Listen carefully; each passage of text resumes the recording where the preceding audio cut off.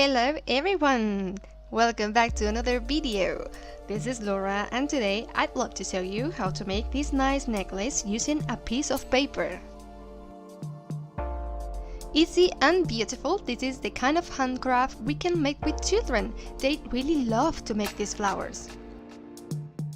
Well, I really hope you like them, so let's get started.